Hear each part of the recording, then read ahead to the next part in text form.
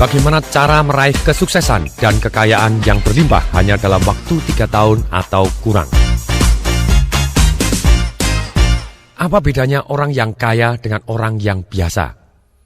Ketika sama-sama dikasih waktu yang sama, ternyata dalam waktu yang sama, orang yang kaya tadi bisa membuat kekayaan jauh lebih banyak dibanding orang yang miskin. Ternyata ketika saya belajar keliling dunia, belajar kepada top-top guru di dunia, dan ketika pulang saya praktekkan, ternyata apa yang diajarkan betul-betul nyata dan bisa membuat saya menjadi kaya. Orang yang kaya, perbedaannya dengan orang miskin, ternyata hanya ada 3 saja. 1, orang yang kaya, dia think in the certain way. Kedua, feel in the certain way. Yang ketiga, act in the certain way. Maksudnya apa? Jadi ternyata manusia yang kaya tadi, yang tadinya sama-sama miskin tapi akhirnya dalam waktu 3 tahun bisa jauh lebih kaya dibanding yang miskin, ternyata dia berpikir dengan cara tertentu, merasakan dengan cara tertentu, dan bertindak dengan cara yang tertentu. Mari kita bahas satu persatu. Mereka berpikir dengan cara tertentu. Orang-orang yang kaya, mereka berpikir, maksud saya di sini kaya dengan cara yang halal, kaya yang masuk surga, bukan kaya dengan cara menipu atau merampok. Nah, kaya ternyata dengan cara yang halal, mereka adalah 1, mereka berpikir dengan cara yaitu membuat nilai tambah. Orang yang kaya selalu memilih dan melakukan tindakan-tindakan yang menghasilkan nilai tambah untuk orang lain. Cara berpikirnya seperti itu. Nah, salah satu contoh, zaman dulu Nabi Abraham atau Nabi Ibrahim, ketika dia diminta untuk mengorbankan salah satu anaknya, dan ternyata dia rela, dan kemudian oleh Tuhan diganti oleh domba. Sejak saat itu diberikanlah sabda bahwa engkau mulai hari ini karena engkau percaya terhadap aku dan percaya sepenuh hati, maka mulai hari ini kau dan anak cucumu akan hidup berkelimpah.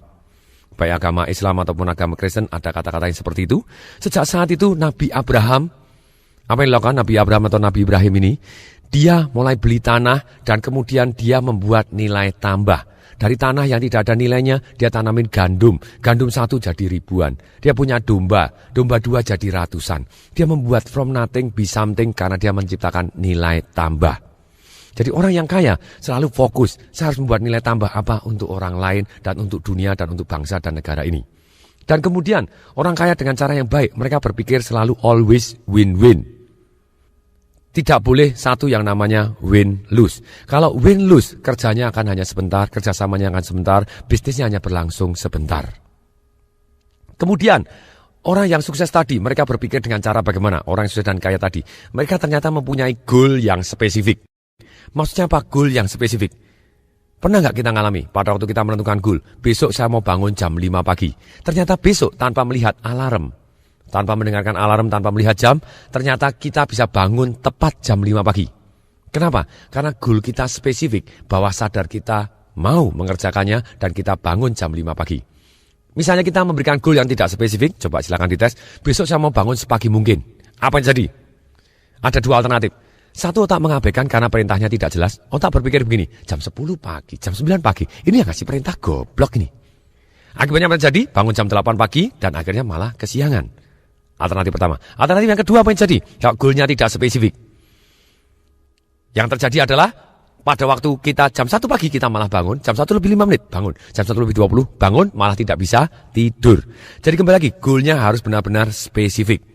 Orang-orang kaya tahu, oke, saya tanggal sekian pada waktu ini saya akan menjadi seperti ini. Seperti Jim Carrey, kemana-mana dia mengantongin sebuah cek. Kalau Anda belum pernah mendengar Jim Carrey adalah bintang film lucu sekali.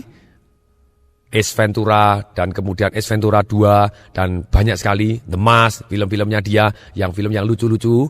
Dan ternyata pada waktu itu dia membuat satu cek sendiri, dia tulis sendiri, dia punya goal spesifik pada waktu tanggal tahun sekian, pada bulan sekian saya harus mempunyai income 20 juta. Ternyata tepat pada waktu bulan tersebut Jim Carrey bisa mendapatkan bayaran 20 juta US, yaitu pada waktu dia main film The Mask. Ini yang terjadi, banyak keajaiban ketika menentukan goal yang sangat spesifik. Kemudian berikutnya, selain goalnya spesifik, kita juga harus dalam kata-kata yang positif. Goal tidak boleh dalam kata yang negatif, tapi harus dalam kata-kata yang positif. Contohnya begini, ternyata otak bawah sadar kita, kalau otak sadar kita mengenal kata tidak, kata negatif dia kenal. Tapi bawah sadar kita yang merupakan raksasa dalam hidup kita, karena perannya antara 55% sampai 88% sendiri, sedangkan otak sadar itu adalah 12% sampai 45%. Nah ternyata apa yang terjadi? Kalau kita memberikan goal yang negatif, otak kita tidak mengenal. Saya kasih contoh, mari kita tes. Semua tes, tolong coba, semua pendengar, tolong tutup mata, semua tutup mata. Praktek adalah guru yang terbaik, tolong tutup mata.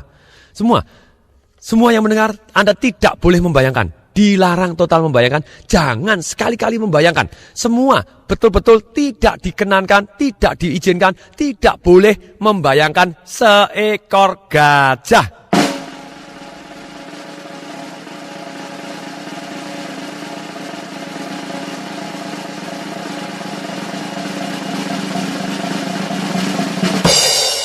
Tolong buka mata, apa yang terjadi?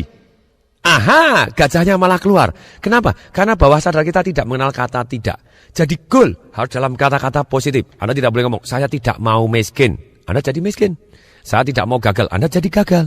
Lebih baik kita bawah sadarnya kita genjot. Bahwa goal kita dalam kata-kata yang positif. Dan kemudian setelah kita ceritanya membuat nilai tambah. Dan kita selalu bersikap win-win. Dan kemudian kita selalu mempunyai goal yang spesifik. Dan dalam kata-kata positif, kita harus bisa merasakan dengan cara yang tertentu. Merasakan ini ada 3 hal. Satu, kita harus merasa berani. Kemudian yang kedua, kita harus komitmen. Yang ketiga, kita harus mengimani. Mengimani adalah level perasaan yang paling dalam. Bagaimana kita bisa berani? Banyak sekali orang sudah tahu tapi tidak melakukan. Sampai dikatakan oleh Bruce Lee, knowing is nothing. Applying what you know is everything. Apa yang salah dari orang yang tahu tapi tidak melakukan? Karena mereka tidak punya alasan yang sangat kuat atau mereka tidak tahu caranya merubah dari rasa takut menjadi berani. Nah, ini bagaimana kita bisa berani, bisa komitmen dan mengimani. Cara berani ada 2 hal yang sangat sederhana, yaitu adalah dengan merubah fokus. Kemudian yang kedua adalah dengan merubah gerak. Maksudnya apa merubah fokus? Merubah fokus ini begini.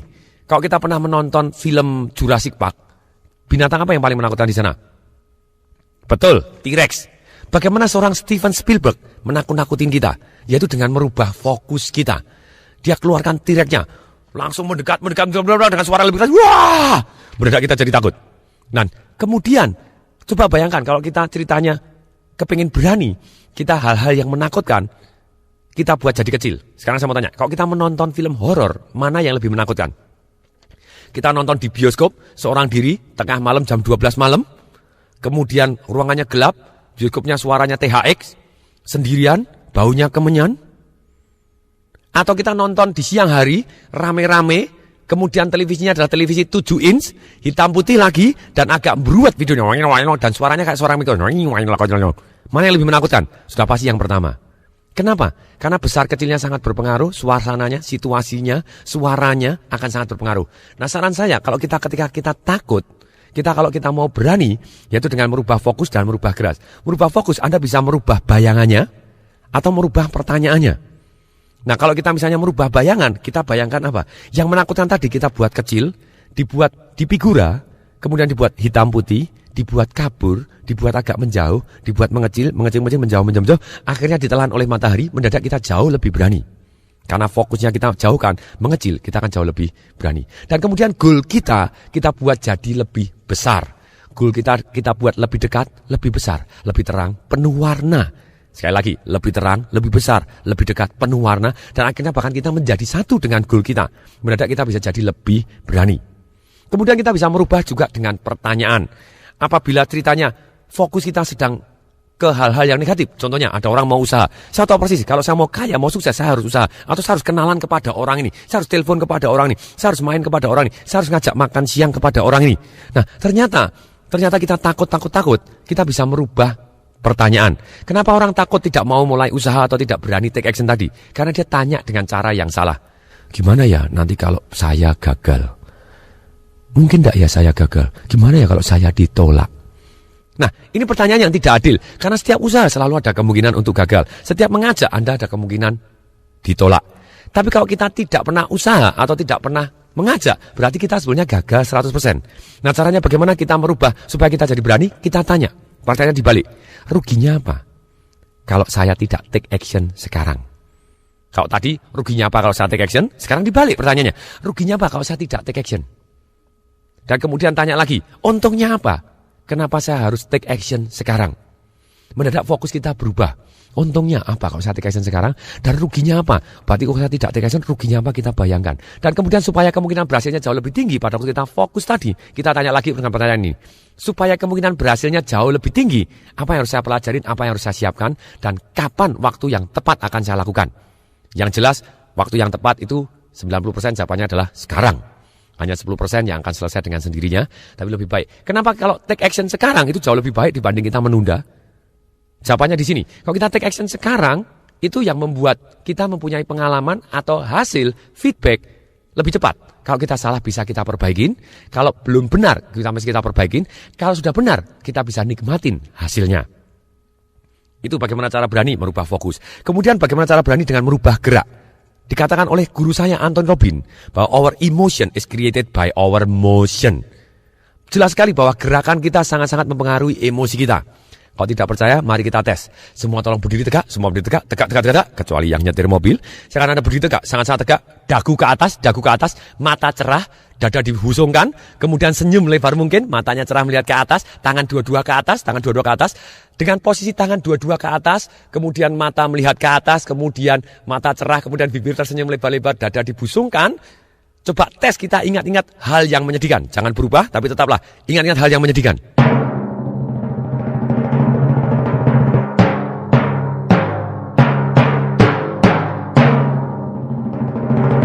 Bisa? Susah setengah mati. Nah ini, jadi karena gerakan kita akan sangat-sangat mempengaruhi emosi kita. Kalau kita ceritanya takut, sudah pasti gerakan kita apa yang terjadi? Dagu kita ke bawah, mata kita ke bawah, bahunya nutup, napasnya pendek-pendek atau bahkan lupa bernapas. Nah kalau kita kepengen berani, saran saya, Anda lunjak-lunjak terlebih dahulu, guncang bumi istilah saya, Anda lunjak-lunjak, go, kemudian busungkan dada, kepala cerah, agak tengadah, bibir senyum, tarik napas panjang-panjang, dan hembusan yes, hembusan yes. Ketika Anda guncang bumi 150 kali, berapa? 150 kali, dijamin setiap gerakan ini akan ada reaksi kimianya di dalam diri kita. Dan reaksi kimia ini membuat badan kita jadi hangat, jadi lebih percaya diri, dan kita jadi berani. Nah kombinasinya bagaimana? Kalau Anda lagi takut, Anda bisa merusak pola takut Anda dengan merusak gerakan. Anda masukkan tangan Anda, telunjuk Anda gitu ya. Anda putar-putar dulu telunjuknya, weng, putar-putar, kemudian telunjuknya kanan ini masukkan ke hidung kanan, tarik ke atas, katakan takut nih. Mendadak otak kita rusak polanya, mendadak kita jadi ketawa. Kemudian Anda guncang bumi, go. Entah 10 kali, entah 50 kali, atau 150 kali kalau Anda lagi takut sekali gitu ya. Dan kemudian Anda tarik nafas, yes, Anda tepuk dada dan genggam. Yes, tepuk dada dan genggam. Dan Anda bayangkan ketika kita waktu dulu ataupun masa depan atau yang sudah berlalu, silahkan, yang sangat percaya diri, sangat full percaya diri. Entah waktu kita wisuda, entah waktu kita ngelamar diterima, atau waktu pekerjaan diterima, waktu gajian pertama, atau waktu mendengarkan pujian dari orang-orang yang kita hormatin. Apapun yang membuat kita percaya diri, kita buat bayangannya lebih besar, lebih dekat, lebih terang. Jadi satu dengan diri kita, mendadak kita go, kita langsung berani. Kemudian berikutnya, setelah kita berani, ternyata berani tidak cukup. Banyak sekali orang berani, tapi hanya sekedar sebentar saja, atau istilah saya hangat-hangat tai ayam. Bapak Ibu tahu bahasa Inggrisnya hangat-hangat tai ayam? Hot chicken shit. Nah kemudian level kedua dalam feel itu adalah komitmen. Maksudnya apa komitmen? Komitmen itu adalah suka duka dijalanin.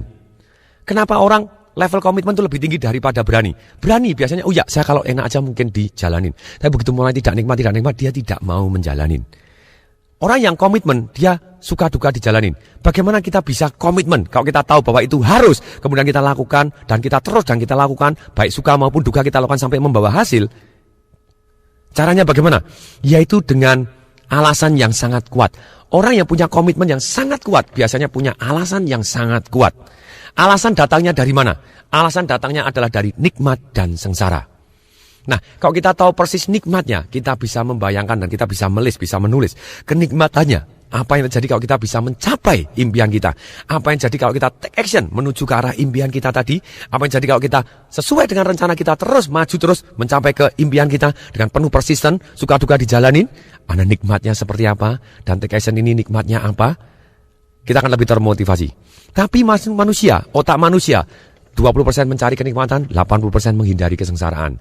Untuk itu, kesengsaraan adalah salah satu sumber motivasi yang sangat-sangat kuat.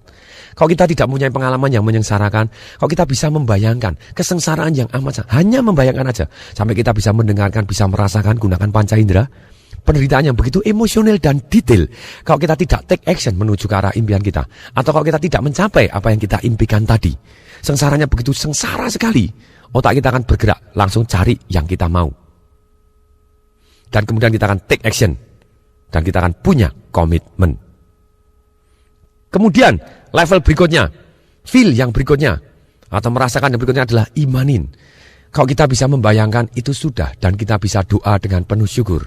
Terima kasih Tuhan, bahwa apa yang kita inginkan tadi kita bayangkan dengan detail, kita rasakan, kita dengarkan bahwa sudah. Iman itu adalah kita tidak melihat tapi kita percaya, itu kita iman. Dan kalau semua agama mengajarkan satu yang namanya iman. Kalau kita doa dan bersyukur apa yang kita bayangkan sudah. Apa yang jadi kita merasa feeling so good, feeling relaxed dan feeling so guided. Kita merasa nikmat, kita merasa dibimbing dan merasa sangat-sangat diberkatin. Feeling so blessed. Nah, pada waktu kalau kita punya iman, kita percaya terhadap Tuhan yang kita inginkan tadi, Tuhan yang Maha Kuasa, Tuhan kita masing-masing. Dan kalau kita percaya kepada Tuhan, Tuhan tadi adalah sumber segala kelimpahan. Nah, kalau kita dekat dengan sumber segala kelimpahan tadi, nah sudah pasti kita akan juga kelimpahan. Itu level terakhir yang namanya imanin, level terakhir dari bagaimana kita merasakan, how to feel. Kemudian, yang ketiga adalah act in the certain way, atau bertindak dengan cara tertentu. Orang-orang yang kaya, orang-orang yang sukses, dia tindakannya apa? Satu, dia menulis goalnya. Ternyata menurut survei di Yale University di tahun 1954, ternyata ada dari semua lulusannya hanya ada 3% yang menulis goalnya. Setelah lulus akan punya apa? Akan menjadi apa? Akan pergi kemana? Akan melakukan apa? Berteman dengan siapa? Dan kemudian 97% tidak mempunyai goal yang tertulis. Penelitian dilanjutkan lagi sampai 20 tahun kemudian, yaitu di tahun 1974. Ternyata 97% orang yang tidak menulis goalnya di jumlah total kekayaannya dibandingkan dengan 3%. Orang yang menulis goalnya di total kekayaannya, yang 3% total kekayaannya jauh lebih besar dibanding 97% yang tidak menulis goalnya di total semua. Mulai hari ini kita harus menulis goal kita. Tulis dengan spesifik. Sebutkan, saya, nama saya ini, gitu ya. Dengan ini, kasih emosi, dengan senang hati, dengan gembira. Sudah, bagian dari iman, mencapai ini. Apapun yang Anda inginkan, mempunyai mobil ini, punya rumah ini, punya income seperti ini. Tulis seperti itu, sudah. Dan kemudian pada tanggal sekian. Jadi unsurnya 3, sekali lagi saya ulangi gitu ya. Harus spesifik, goalnya positif, dan kita menulis tadi goalnya. Jadi kita tulis namanya, sebut, saya, dengan ini nama saya ini. Dengan gembira, kasih emosinya, dengan senang hati, sudah mencapai ini pada tanggal sekian. Dan kemudian goal ini Anda baca terus, hasilnya akan luar biasa. Kemudian tindakan apa yang akan membuat Anda perbedaan dengan orang lain? Tulis alasan, sekarang lebih baik kita praktek. Selesai mendengarkan CD ini, tulis alasan. Ini sangat penting dalam proses bagaimana kita bisa menjadi sukses luar biasa. Kita harus menulis alasan, karena otak kita hanya cari nikmat, menghindari sengsara. Jadi pada waktu kita menulis, kita sudah ada goalnya, ada tindakan yang luar biasa, sudah menjadi dari impian menjadi kenyataan. Kita sudah mulai tulis, kemudian juga tulis alasan. Tulis 30 alasan. Apa ruginya, apa sengsaranya, apabila kita tidak bisa mencapai atau tidak take action mengarah ke arah cita-cita kita. Alasan ini harus cari yang emosional dan detail, yang kesengsaraannya atau kerugiannya tidak tertahankan dan impactnya sangat terasa dan sangat-sangat menyakitkan. Kemudian setelah itu tulis juga 30 alasan, untungnya apa, nikmatnya apa. Bila kita mencapai atau kita bila take action menuju ke arah impian kita, cari yang emosional dan buat detail, yang nikmatnya sangat-sangat nikmat, sangat dahsyat nikmatnya, tidak tertahankan, dan betul-betul segera kita bisa bayangkan dan kita bisa rasakan. Dengan demikian ketika kita tulis alasan-alasan ini, otak kita hanya bekerja menuju goal yang kita punya alasan kenapa kita harus mencapai goalnya tadi. Jadi kalau kita kepingin kaya itu apa? Uangnya berapa? Dan kalau hanya uang, otak kita tidak mengenal, karena uang itu hanya ide atau konsep saja, atau istilahnya abstrak. Uang untuk apa? Kalau kita tidak tahu uang untuk apa, kita tidak punya alasan untuk mempunyai uang banyak, kita susah sekali mendapatkan uang yang banyak. Untuk itu, kita harus tulis alasan, kalau uang saya banyak, saya bisa begini, uang saya bisa begini, saya bisa beli ini, saya bisa melakukan ini, saya bisa sosial, saya bisa bangun panti asuhan, saya bisa menyumbang gereja, saya bisa menyumbang masjid, saya bisa menyumbang apapun, panti apa, segala pun, panti jompo, silahkan. Kemudian, langkah ketiga, tindakan kita, yaitu kita harus mencari orang yang sudah berhasil di bidang yang kita inginkan. Jadi sebelum kita mencari orang yang sudah berhasil di bidang yang kita inginkan, kalau Anda mempunyai goal, saya kepengen sukses di bidang ini, saya pengen punya uang ini, saya pengen ini, Anda list kira-kira orang yang sudah mempunyai uang segitu siapa saja. Yang sukses di bidang Anda siapa saja. Dan setelah Anda list, dan di bidang apa saja, dan kemudian Anda pilih satu yang benar-benar Anda suka. Bidangnya ini aja, orang-orang ini bisa aja, banyak sekali bisa, bidangnya ternyata macam-macam. Saya pilih satu bidang ini. Setelah Anda pilih bidangnya, cari siapa yang orang yang bisa Anda hubungin. Dan kemudian setelah Anda cari, langkah berikutnya apa? Masih termasuk yang ketiga ini tadi. Jadi yang ketiga Anda cari orang yang sudah berhasil di bidang yang kita ingin berhasil tadi. Orang yang sudah berhasil tadi adalah cari yang terbaik di dunia, itu akan sangat jauh lebih cepat. Kalau Anda bisa cari yang terbaik di dunia, cari yang terbaik di Asia. Asia Anda bisa cari terbaik di Indonesia. Indonesia Anda bisa cari yang terbaik dimanapun, termasuk di Nganjuk juga boleh. Nah begini, apa yang kita lakukan? Kalau kita sudah mempunyai orang yang sudah berhasil dan kita sudah tahu orangnya, ajak kerjasama. Nomor satu, kita ajak kerjasama. Yang kedua, kalau dia tidak mau diajak kerjasama, kita belajar kepada dia. Kalau belajar kepada dia juga dia tidak mau, kita bisa kerja kepada dia. Kalau kerja kepada dia juga tidak mau, kita bisa mempelajari dari sekelilingnya dia. Oke, dengan kerjasama dengan yang terbaik, kemungkinan berhasil kita 98%. Ini kunci yang Anda harus ingat kalau Anda kepingin sukses dalam waktu 3 tahun atau kurang. Kalau kita mau mencoba diri sendiri, bisa, tapi waktunya akan sangat-sangat lama. Saya Tung Desemwaringin hari ini jadi karena saya belajar dan kerjasama dari yang terbaik di dunia. Nah, sekarang pertanyaannya begini. Bagaimana caranya seorang bisa kerjasama dengan terbaik di dunia? Jurusnya sederhana. Dengarkan baik-baik, catat baik-baik. Sangat penting, tulis pakai huruf besar. Ditebelin, digaris bawain, kasih tanda seru. Kalau kita kepingin kerjasama dengan yang terbaik, kenapa kok orang-orang yang terbaik di dunia mau kerjasama dengan kita yang mungkin tidak ada orang yang tahu? Bagaimana seorang Anthony Robbins, World Number One Success Coach, bisa mau dimarketingkan oleh Tung Desemwaringin di Indonesia? Karena ini, kuncinya di sini. Yaitu apa? Jual Indonesia. Sekali lagi, saya ulangin. Apa? Jual Indonesia. Maksudnya apa? Kita bisa jual potensi Indonesia. Kita bisa ngomong, pada waktu saya ketemu Anthony Robbins, sebelumnya, this is true story, saya berikan kartu nama saya. Saya berikan kartu nama saya kepada... Waktu mau ketemu Anthony Robbins susah sekali karena bodyguardnya besar-besar. Dan pada waktu saya berikan kepada bodyguardnya, please give to Tony Robbins. Kartu nama saya di belakangnya saya tulisin, Indonesia is 220 million people. If 5% rich, kalau 5% orang kaya, berarti 11 juta kaya semua. Not like Singapore, saya bilang, tidak seperti Singapura. Hanya 3,5 juta dan tidak semua orang kaya. Dan sebagian besar orang kaya di Singapura adalah orang Indonesia. Please come to Indonesia or Bali. Waktu itu saya sengaja, siapa tahu orang dia tidak tahu Indonesia, itu saya ngomong balik. Nah kemudian saya kasih kartu namanya, bodyguardnya, kasih kepada istrinya, kasih kepada penjaga hotelnya, saya tanya, kamarnya Anthony Robbins nomor berapa? Tidak boleh tahu gitu waktu saya di Amerika sana. Ya tolong titip, ini nasibnya 220 juta orang berada di tangan kamu. Nah, kemudian saya titipkan lagi kepada GM-nya, kepada direkturnya, kepada presiden. Siapa yang saya titipin. Sampai satu waktu akhirnya saya bisa ketemu Anthony Robbins. Waktu di hari terakhir seminar, hari ke-9, saya bisa pegang tangannya, bodyguardnya, go away. Saya bilang, give me 30 second. Saya bilang, 30 detik aja. Kemudian Robbins-nya baik, sure, what's up? Dia bilang gitu. Kemudian saya bilang, my name Tung from Indonesia. Yeah, I know you. Ternyata kartu namanya sampai ke dia juga. Langsung dia ngomong, do you the one that have so many cards? Yes, no. Nah, wow, langsung saya ngomong, do you want some more? I still have more, gitu ya. Benar dia ketawa gitu ya. Dia tahu bahwa saya betapa persisnya. Saya contek caranya dia pada waktu dia kecil, saya baca bukunya. Dia mau mewawancarai tokoh yang terkenal, dia gunakan cara yang seperti yang saya lakukan dan dia full fight seperti itu dan dia ingat dia sendiri. Nah, kemudian dia, yeah, what's up no? Dia bilang, please come to Indonesia. Saya ulang lagi, Indonesia is 220 million people, more than, yeah, I read that one. Dan kemudian ketika itu dia happy gitu ya, mendadak bisa kenal saya dan kemudian oke. Walaupun akhirnya belum ke Indonesia, tapi mendadak dia kenal, ada orang Indonesia yang potensinya dahsyat.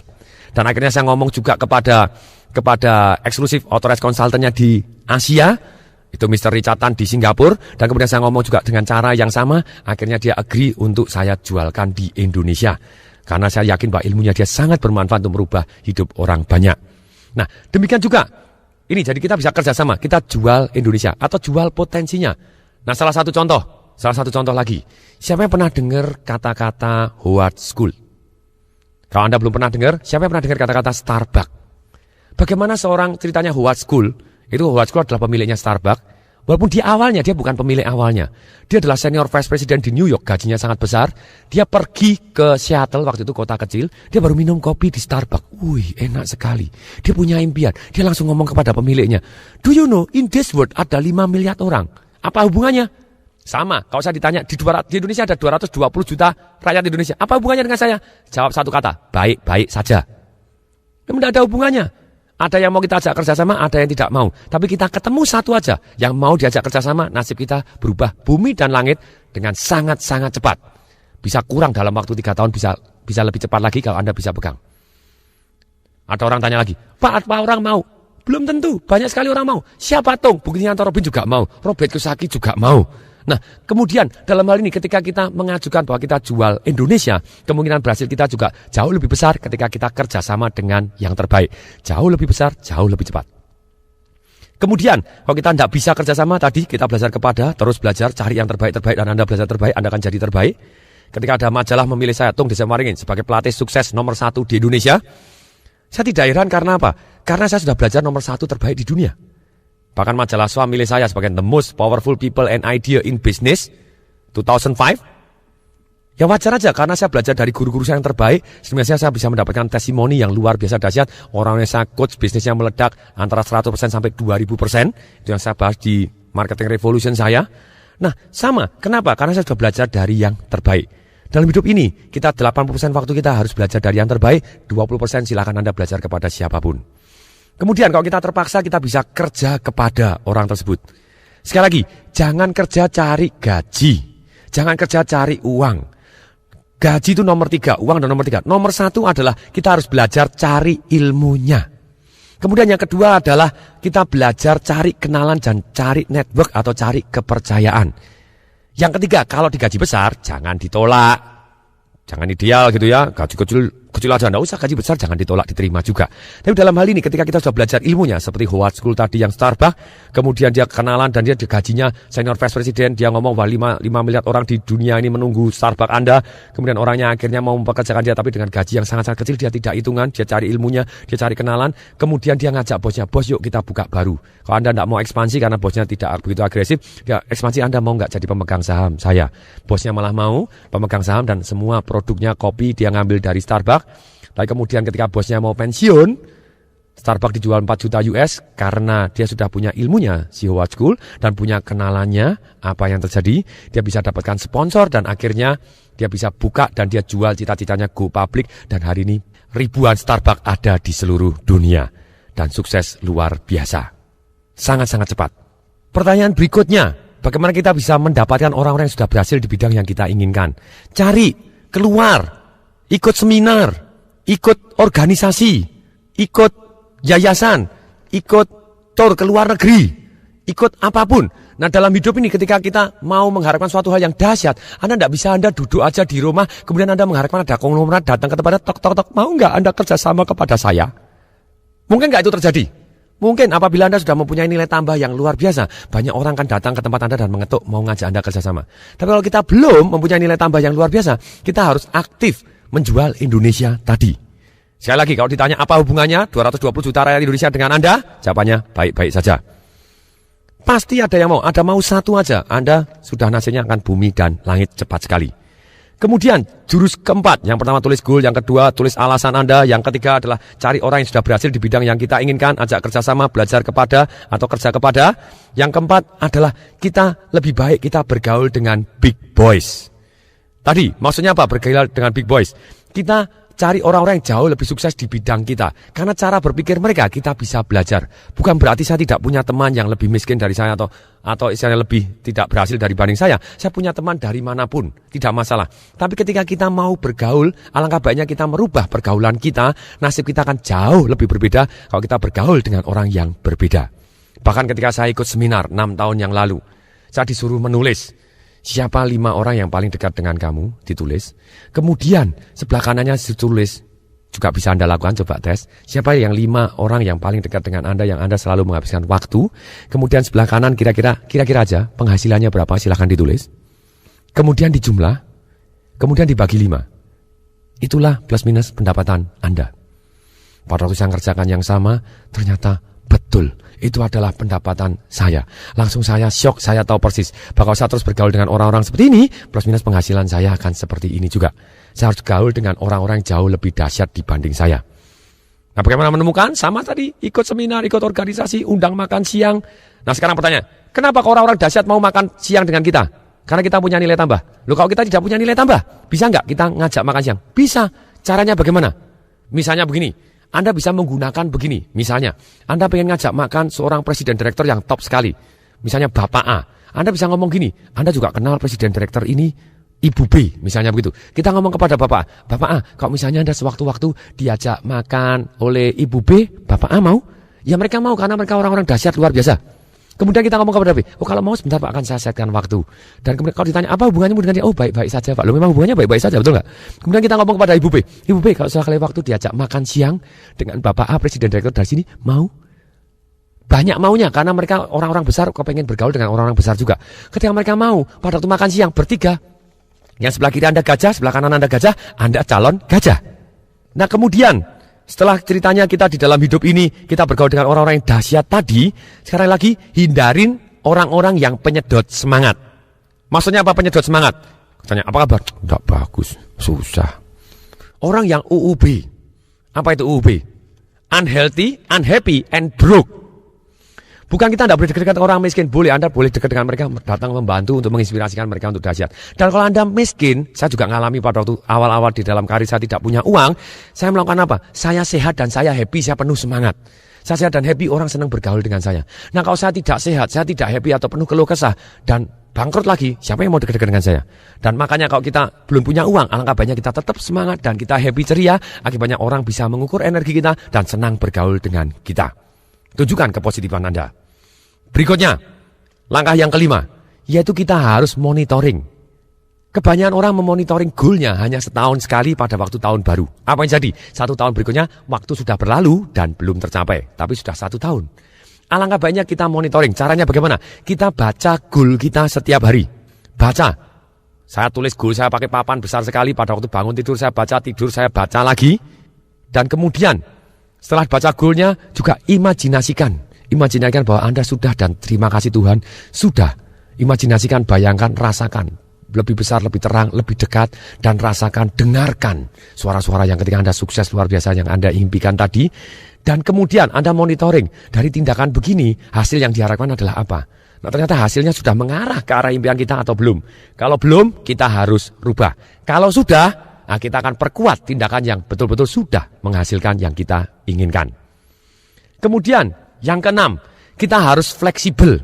Maksudnya apa fleksibel? Fleksibel caranya, tapi persisten usahanya. Ketika Anda sudah melakukan monitoring, saya melakukan begini, kalau ternyata belum dapat kenalan orang-orang dahsyat. Saya jalan-jalan begini kok belum ada orang yang hebat mau kerjasama dengan saya. Kita tanya, caranya supaya saya rubah, supaya dia mau, apa yang harus saya perbaiki? Saya ngomongnya, nadanya, gerakan saya, atau pandangan wajah saya, atau susunan kata-kata saya, mana yang harus saya rubah? Sehingga orang tadi mau makan siang dengan saya, atau orang tadi mau kerjasama dengan saya. Atau cara ngomong saya apa? Silakan, harus dirubah. Fleksibel caranya, tapi persisten terhadap usahanya. Banyak orang ngomong, saya sudah 3 kali berusaha jualan, tapi ternyata tidak laku, saya tidak berbakat. Coba bayangkan, siapa yang pernah jadi anak-anak?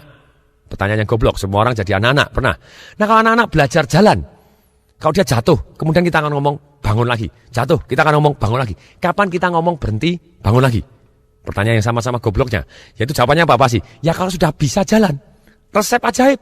Persisten juga sama. Ketika kita usaha, kalau kita belum berhasil, kita langsung coba lagi, lakukan lagi. TKS lagi, supaya lebih berhasil bagaimana? Harus melakukan apa lagi? Saya harus belajar kepada siapa dulu?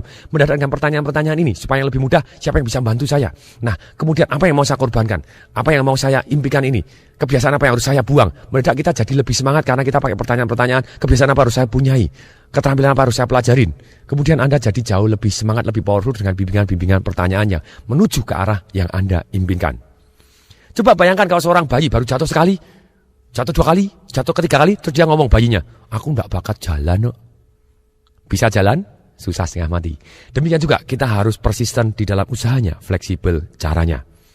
Langkah ketujuh adalah kita harus doa dan membayangkan bahwa yang kita impikan sudah terjadi dan kita ucapkan terima kasih. Saya tiap hari doa, terima kasih Tuhan atas kebijaksanaan, kesehatan, kekayaan, keharmonisan, serta keceriaan yang telah Bapa berikan. Dan hamba-Mu ini, saya biasanya menyebut begitu, berjanji akan membuat berlimpah, sedemikian sehingga bisa berarti untuk orang yang banyak. Itu jadi kita doa dan kita terima kasih, kita mendapat feeling good tadi, feeling blessed, bila merasa diberkati, dan feeling guided, kita merasa dibimbing. Kemudian yang saya lakukan, yang selama dalam 3 tahun, bagaimana saya bisa merubah hidup saya dengan bumi dan langit, yaitu saya terus belajar. Jadi langkah ke-8, kembali lagi, saya terus belajar. Walaupun tadi cari orang yang sudah berhasil, kita bisa kerja kepada, belajar kepada. Tapi yang ini sengaja saya buat ke-8, karena banyak orang sudah berhasil, dia tidak mau belajar lagi. Saya punya komitmen bahwa apa yang saya bayarkan untuk leher ke bawah, dengan leher ke atas harus lebih besar, harus lebih besar leher ke atas. Maksudnya apa? Kalau saya makan, saya minum, saya beli baju untuk di bawah saya, 1 tahun habis 20 juta, berarti untuk leher ke atas, untuk ikut seminar, untuk apa? Harus lebih besar dari 20 juta. Karena saya tahu, mana yang lebih menghasilkan? Leher ke atas atau leher ke bawah? Lah masih ada yang ngeyel lagi, leher ke bawah Pak, atau lebih ngeyel pinggang ke bawah, saya tidak ikut-ikut. Sudah pasti sebetulnya leher ke atas kita yang akan lebih menghasilkan.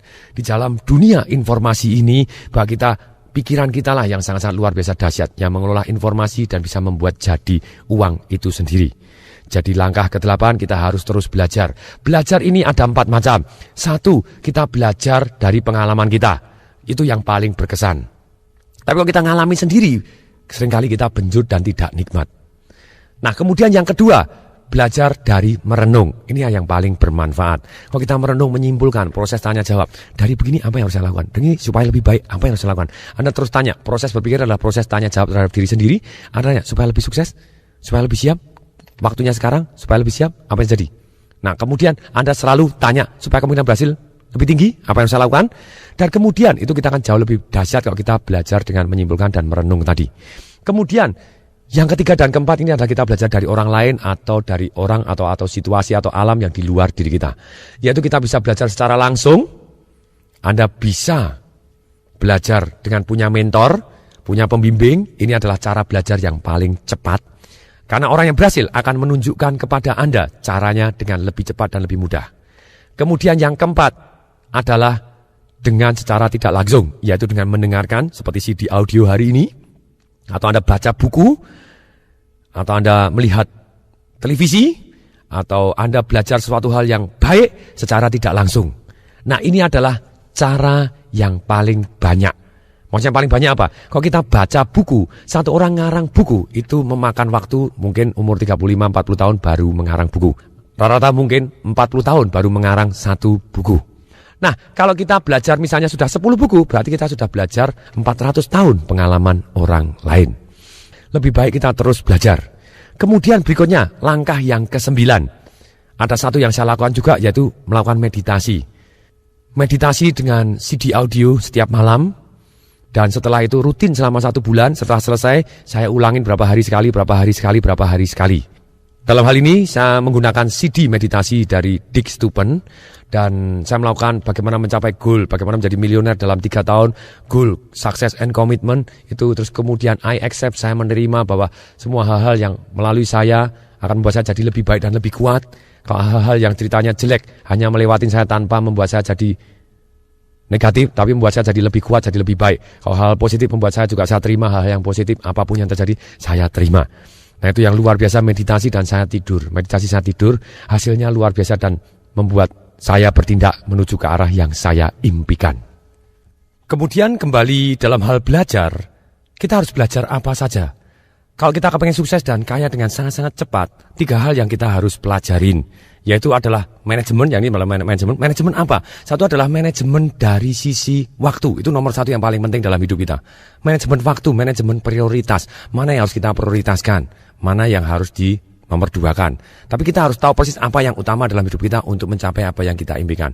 Kemudian setelah manajemen waktu, yang kedua adalah manajemen orang. Kalau kita bisa manage orang dan bisa memimpin orang, apa yang jadi kita akan sangat-sangat mudah mendapatkan uang. Dan yang ketiga, setelah kita mendapatkan uang, yang ketiga adalah keterampilan manajemen apa yang harus kita pelajarin, yaitu keterampilan manajemen uang. Bagaimana kita mengelola uang sehingga uang tadi bekerja untuk kita. Dan sehingga kita jauh lebih kuat dan lebih aman.